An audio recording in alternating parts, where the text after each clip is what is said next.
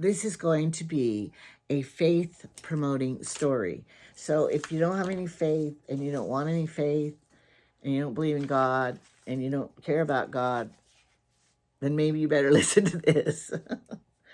You could do whatever you want, but this is a story that I found when I was looking through some very old books, and it is about, they have ancestry.com, and you can go on there and find stories about your ancestors. And so I did that.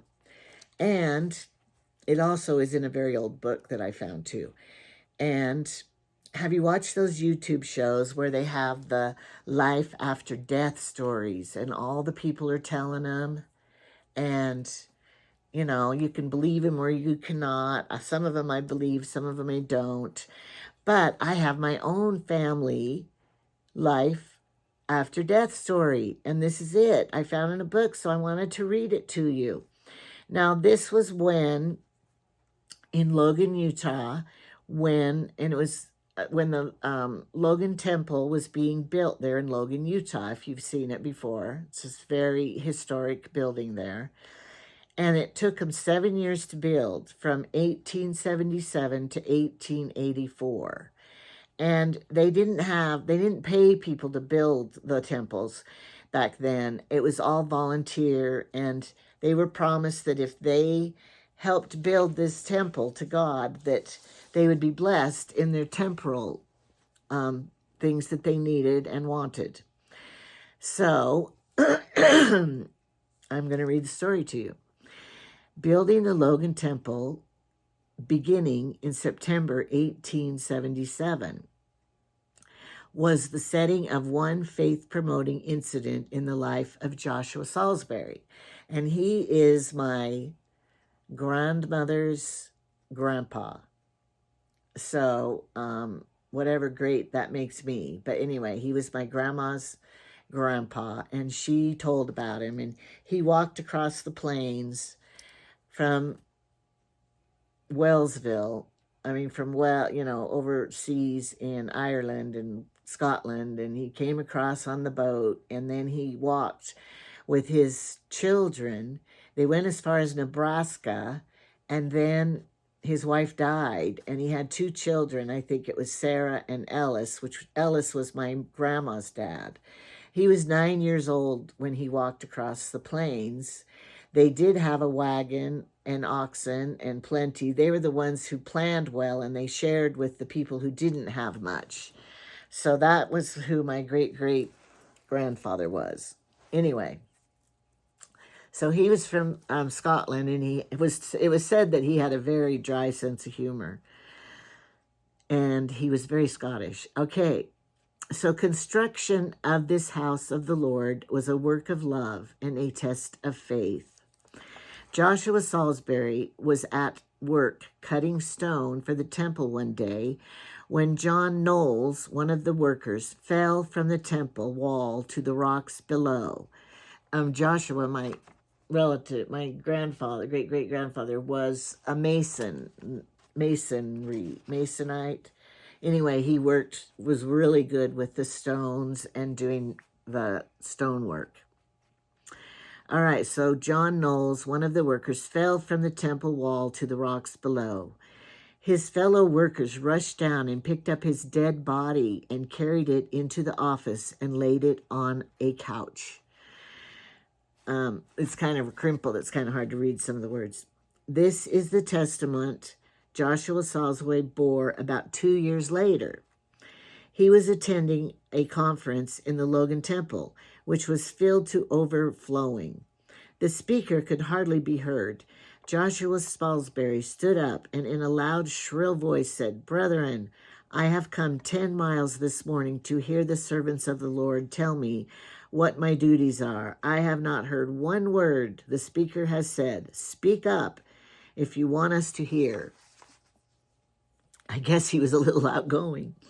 After the meeting, a man sitting in the center section, some 5 or 6 rows behind Joshua Salisbury, hurriedly climbed over the benches to get to Brother Salisbury's side before he got lost in the crowd. The man had recognized him when he stood up to ask the speaker to talk louder during the meeting.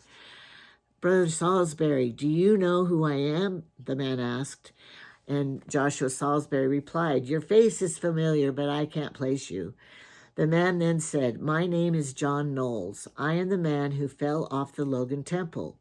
I want to tell you that my spirit will never be more free from my body when the Lord calls me home than it was that day. I could see with my spirit eyes my dead body lying there on the rocks. When my dead body was carried into the construction office and laid on the couch, Brother John Perry, who had charge of the construction, asked one of the men to go and get Brother Salisbury.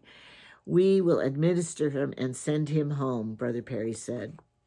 Brother Knowles continued, I saw you, Brother Salisbury, fully a half block away, coming up the path from the place where you had been cutting stone for the temple. As you walked, you brushed the stone dust off your sleeves and trousers.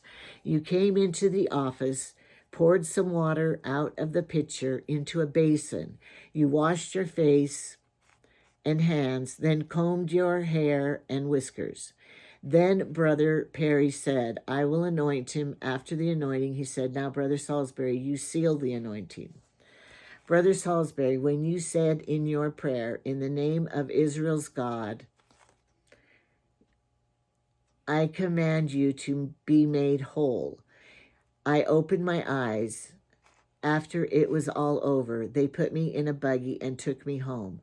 I have testified to hundreds of people to how I was brought back to life through the administration of the priesthood of God.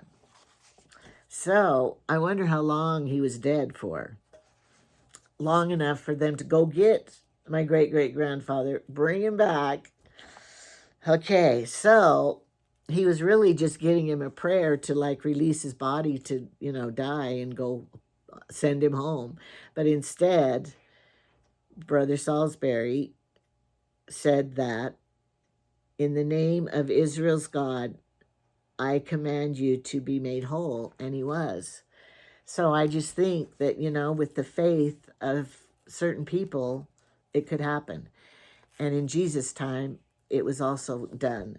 And another thing I wanted to say is my sister went to a church meeting, and a guy got up and was my sister got up and was telling the story of her great-great-grandfather. And after the meeting was over, a guy came up to her and said, I am, what was his name? John Knowles. Was his name John? Oh, I should know it. Yeah, John Knowles. I am the relative of John Knowles. He was my great-great-grandfather or whatever. And he said, I grew up hearing this story about this Brother Salisbury who gave him a blessing and brought him back to life. And so here my sister and both descendants of each other met at this conference. So I thought that was cool. But anyway, if you are interested, go to Ancestry.com on the website and look up your ancestors, and you can find some of these stories that people have posted. I don't know who wrote this or who posted it, but it's pretty cool, and I've had it a long time. I need to print off another one because some of it's hard to read.